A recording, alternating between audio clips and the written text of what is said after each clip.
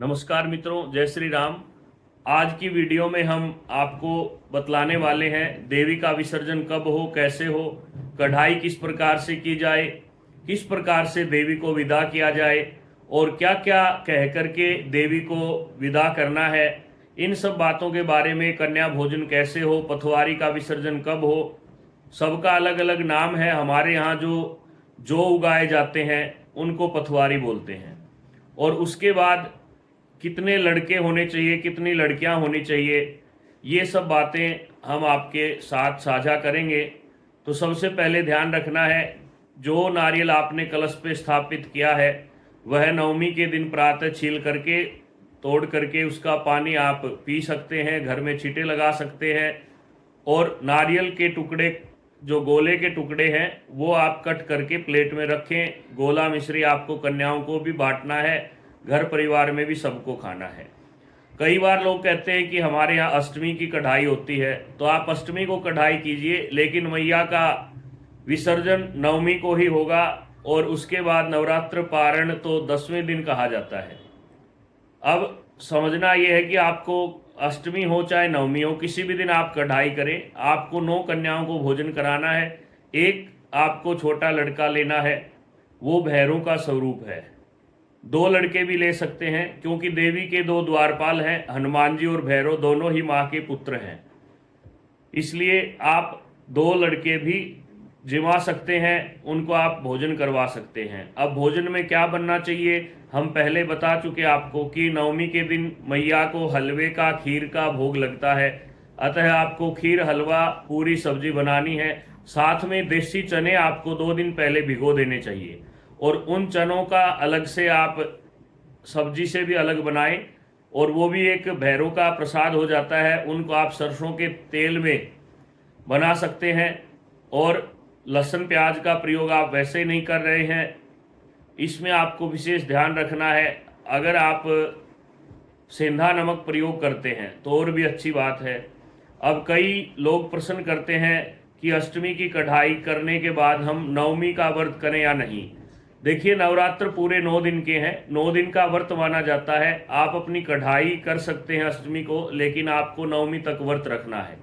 और नवमी को व्रत रखना है, और जब भी आपको लगे कि हाँ 10-11 बज गए, आप सारे घर के काम से निवृत्त हो गए, तब आपको देवी को विदा करना है। देवी को विदा करने के लिए क्या करना है, हम जब बड़ी पूजा करते हैं तो देवताओं का, देवियों का, वरुण भगवान का, अनेक अनेक ग्राम देव, कुल देव, पितृदेव, सबका आह्वान करते हैं।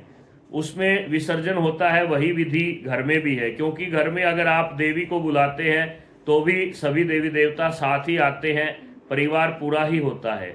इसलिए आपको लेफ्ट हैंड में चावल लेने हैं और राइट से 2-2 दाने छोड़ने हैं, और कहना है, गणेश जी महाराज, अंबिका मैया, कुबेर देव, धन के जो देवता हैं, कुबेर जी, हमारे कुलदेव, ग्रामदेव, पितृदेव, सभी हमारे घर में विराजमान रहें। और आए हुए देवता अपने अपने लोक को ग्रहण करें, शीघ्र अतिशीघ्र शुभ कार्य करवाकर पुनः आने की कृपा करें।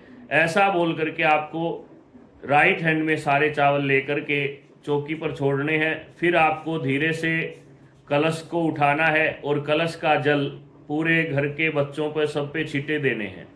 पूरे घर में उसका छिड़काव करना है। और नारियल को आप तोड़ करके उसके अंदर की, कच्चे नारियल के अंदर जो गिरी है, गोला गिरी, उसको निकाल लें। वो कन्याओं को आप मिश्री के साथ प्रसाद में बांट दें, सब मिल करके खाएं। देवी को भी उसका भोग लगाएं। जो आपने उगाए हैं, जो जो है देसी, जो जो उगाए हैं, वो उग करके बड़े हो जाते हैं, तो उनको आपने थोड़ा सा निकाल करके अपने मंदिर में गणेश अंबिका के सामने चढ़ाने हैं। सभी देवताओं को आप एक प्रकार से थोड़े थोड़े करके चढ़ाएं। थोड़े अपने सर पर रखें, और थोड़े अपने तिजोरी में भी रख सकते हैं, क्योंकि ये देवताओं का जो अनाज है वो जौ है, और जौ की पूजा में विशेष महत्ता है। इसलिए जौ को पूजा में लिया जाता है।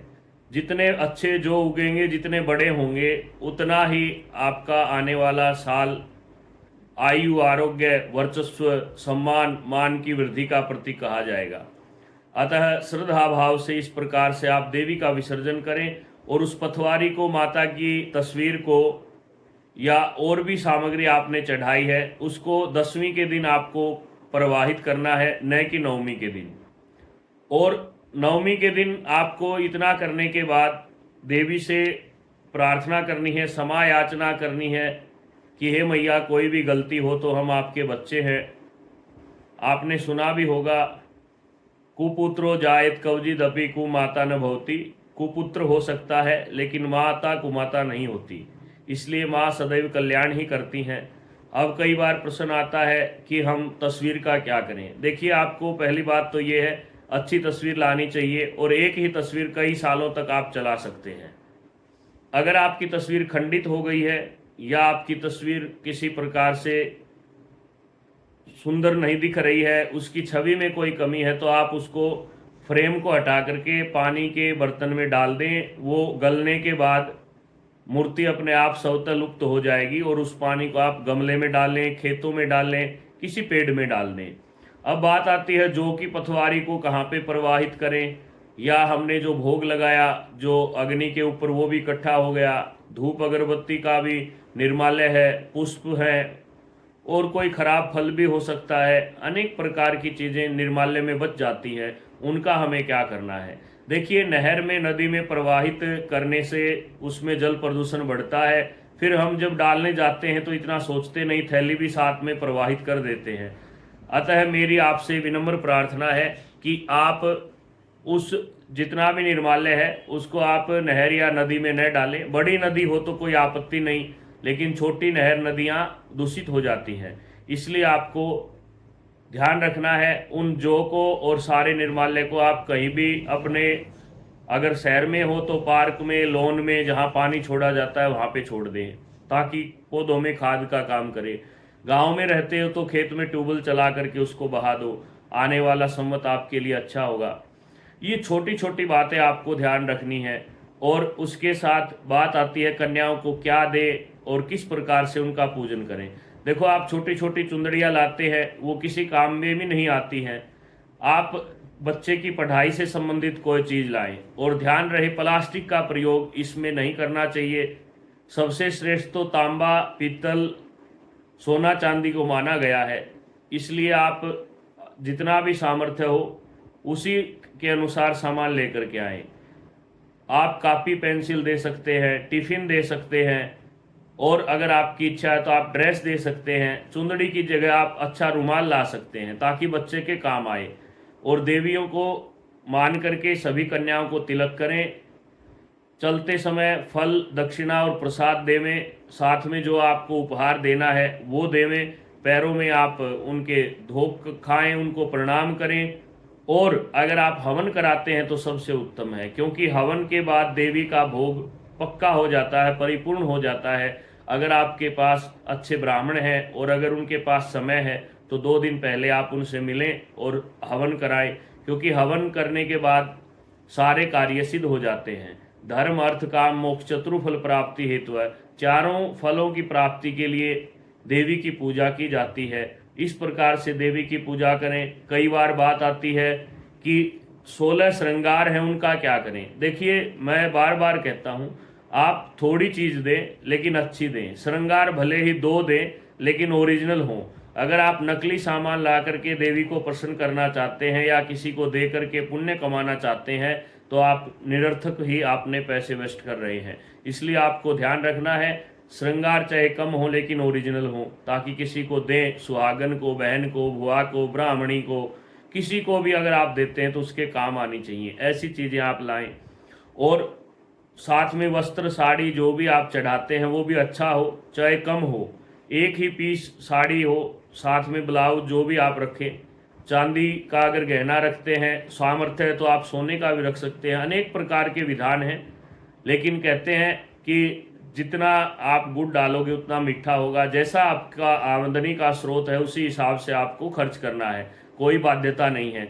इस प्रकार से आप 9वीं को देवी की पारणा करें और 10वीं के दिन जो सामान है उसको प्रवाहित करना है।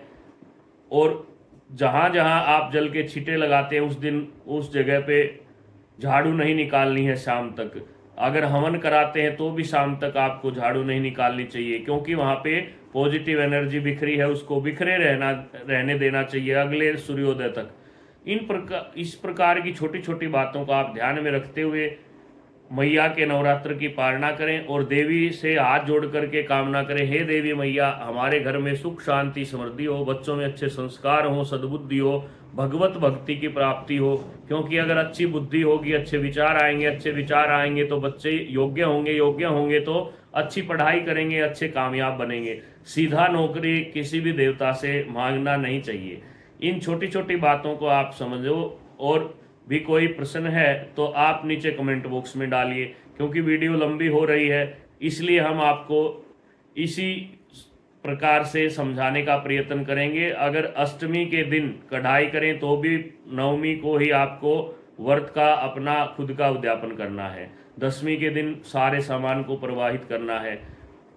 अगर रोली मोली चावल कोई भी काम की चीज़ आपकी बचती है तो आप उसको अपने घर में प्रयोग के लिए रख सकते हैं। और अगर फल प्रसाद बचता है तो बांट सकते हैं, गौशाला में दान दे सकते हैं। और गऊओं को अगर आप कुछ खिलाते हैं तो ध्यान रहे पूरी वगैरह न खिलाएं, और हो सके उतना अपने घर में पकवान बना करके भोग लगाएं। इस प्रकार से आप सुख समृद्धि के साथ देवी का विसर्जन करें। और भी कोई प्रश्न है तो आप कमेंट बॉक्स में डालिए। धन्यवाद। जय श्री राम। आपका दिन शुभ